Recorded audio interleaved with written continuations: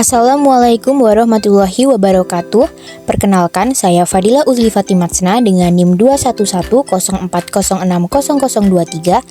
Kali ini saya akan menjelaskan mengenai cara membaca spektra HNMR.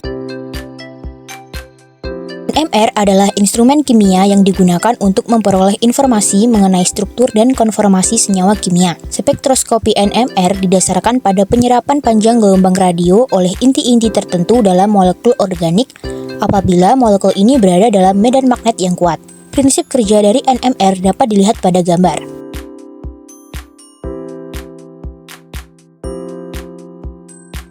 Terdapat dua jenis spektroskopi NMR, yaitu HNMR dan CNMR. Yang akan dibahas kali ini adalah spektra yang dihasilkan dari spektroskopi HNMR yang memberikan informasi mengenai jumlah jenis proton atau hidrogen dalam suatu senyawa dan sifat lingkungan dari masing-masing jenis proton atau hidrogen sehingga dapat ditentukan struktur suatu senyawanya. Berikut adalah pergeseran kimia spektra HNMR.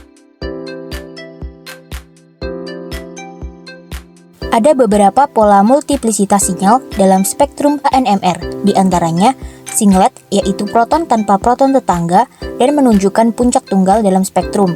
Selanjutnya ada doublet, yaitu proton dengan satu proton tetangga dan menunjukkan puncak yang terbelah dua. Selanjutnya ada triplet, yaitu proton dengan dua proton tetangga dan menunjukkan puncak yang terbelah tiga. Dan yang terakhir ada quartet, yaitu proton dengan tiga proton tetangga dan menunjukkan puncak yang terbelah empat. Berikut adalah cara membaca dan menafsirkan spektra HNMR. Pertama, identifikasi jumlah sinyal yang muncul dengan mengamati lingkungan kimia dari struktur senyawa yang dianalisis. Kedua, identifikasi banyaknya sinyal yang muncul akibat adanya proton tetangga. Ketiga, identifikasi nilai integrasi sinyal. Keempat, identifikasi puncak berdasarkan nilai pergeseran kimia. Namun, kali ini kita hanya akan sampai pada langkah kedua karena kita hanya akan membaca spektra HNMR yang telah diketahui struktur senyawa yang dianalisis. Untuk lebih jelasnya, akan dijelaskan pembahasan cara membaca spektra HNMR yang diambil dari salah satu artikel kimia.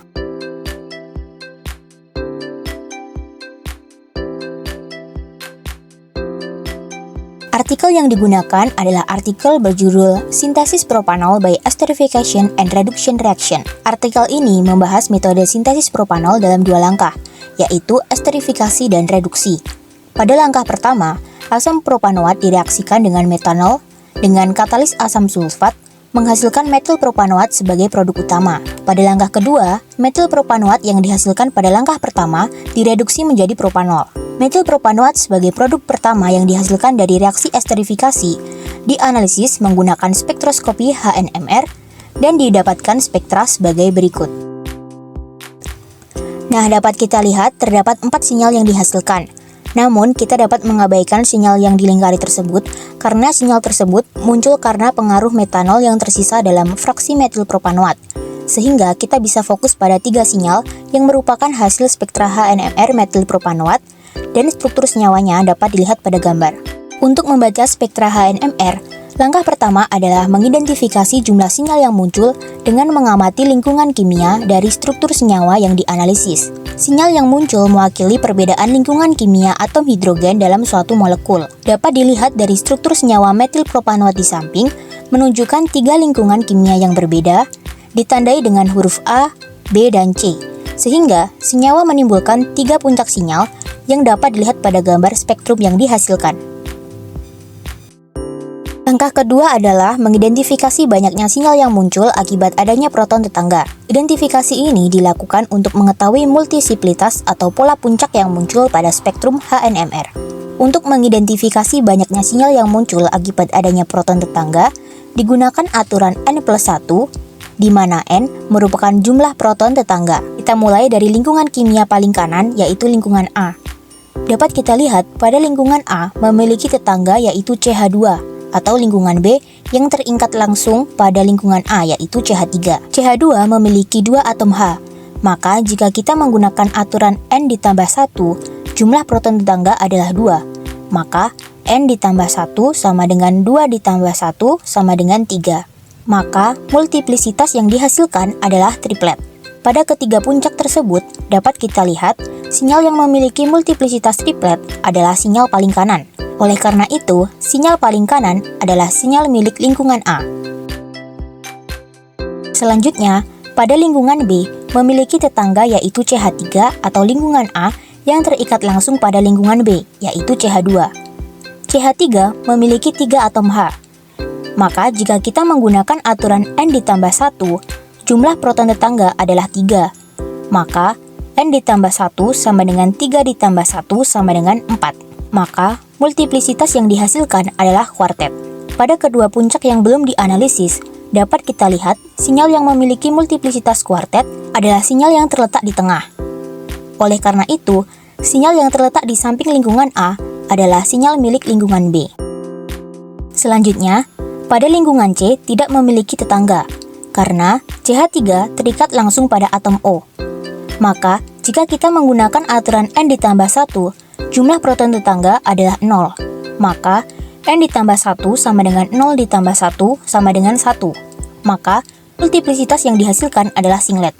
Dapat kita lihat, sinyal yang memiliki multiplisitas singlet adalah sinyal yang terletak paling kiri. Selain itu, perlu diketahui bahwa hidrogen yang dekat dengan atom dengan elektronegativitas tinggi maka tidak terlindungi atau disebut juga dishielding, sehingga sinyal yang dihasilkan semakin ke kiri. Oleh karena itu, sinyal yang berada di samping lingkungan B adalah sinyal milik lingkungan C.